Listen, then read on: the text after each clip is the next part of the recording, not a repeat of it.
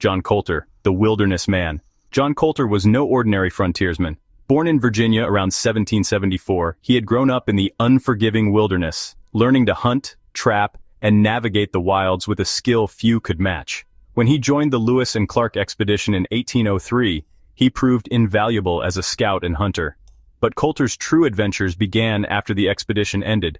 Instead of returning to the safety of the eastern states, he chose to stay in the vast, uncharted wilderness. By 1808, Colter had earned a reputation as a daring and resourceful mountain man.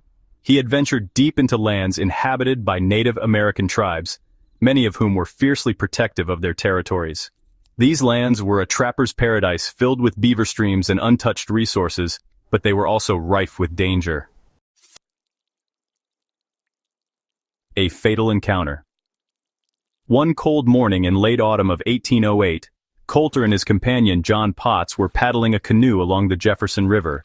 The morning frost clung to the banks, and the distant peaks of the Rockies loomed, dusted in snow. The two men had been trapping beaver, their canoes loaded with pelts. As they rounded a bend, the quiet was shattered by shouts. A large band of Blackfeet warriors appeared on the riverbank. There were dozens of them, armed with spears, bows, and war clubs. Colter and Potts froze. They knew the Blackfeet were among the most formidable tribes in the region, known for their hostility toward trespassers. The warriors gestured for them to come ashore. Colter, understanding the futility of resistance, paddled to the bank. Potts, however, refused to comply. He aimed his rifle and fired, killing one of the Blackfeet. The retaliation was swift and brutal. Potts was riddled with arrows before he could reload, his lifeless body dragged from the canoe. Colter was seized, stripped of his clothing, and forced to stand before the war party. The Blackfeet debated his fate, their voices a mix of anger and amusement. Some wanted to kill him outright, while others proposed a more sadistic game. The naked run. It was decided. Colter would be given a chance to earn his death. They would set him loose, naked and unarmed, and hunt him like prey. The leader of the group pointed to the horizon and motioned for him to run. Colter didn't hesitate. He bolted across the frozen earth, his bare feet slapping against sharp rocks and brittle grass. The icy wind tore at his skin, and the cold air burned his lungs. Behind him, he heard the war cries of the warriors as they began their pursuit. For miles, Colter ran. The terrain was merciless. Jagged rocks, thorny brush, and patches of snow cut into his flesh. His body screamed for rest, but he knew slowing down meant death. When he dared to glance back, he saw one warrior gaining on him faster than the rest. A desperate fight. Colter made a snap decision. Instead of continuing to flee, he stopped abruptly, turning to face his pursuer. The move caught the warrior off guard. As the man raised his spear, Colter lunged forward with a primal scream, grabbing the weapon and wrestling it away. Using the spear, he killed his pursuer, leaving the man's body on the ground. Bloodied and exhausted, Colter snatched the spear and resumed running. The rest of the warriors were still behind him, and he knew the only chance of survival lay in outsmarting them. Into the swamp. After running for hours, Colter reached the edge of a swamp near the Madison River. He plunged into the freezing water, his breath hitching from the cold. The swamp was dense with reeds and muck, the perfect place to hide.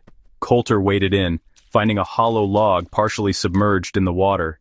He slid underneath it, using reeds to breathe. The Blackfeet arrived moments later, their voices carrying over the swamp. Colter could hear them thrashing through the water, searching for him. He stayed perfectly still, his body trembling from both fear and the icy water. Hours passed before the warriors gave up and left. Only then did Colter dare to move. The long walk to Fort Lisa. Colter was alive, but his ordeal was far from over. He was alone in the wilderness, hundreds of miles from safety, with no clothes, no weapons, and no food.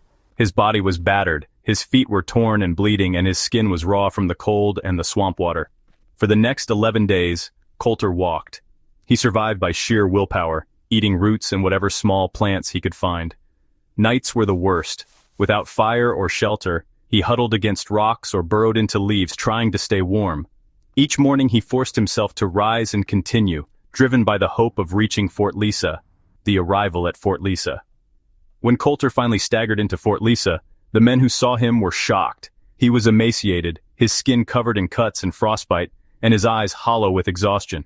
But he was alive. Word of his escape and survival spread quickly, solidifying his reputation as one of the toughest and most resourceful mountain men of his time.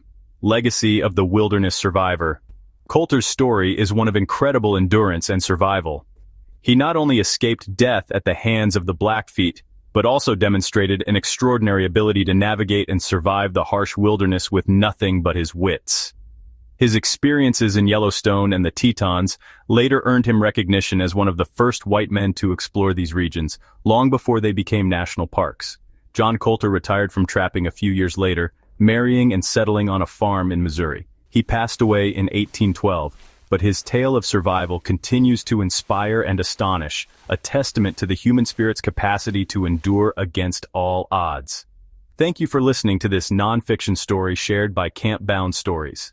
Please give it a like and hit subscribe.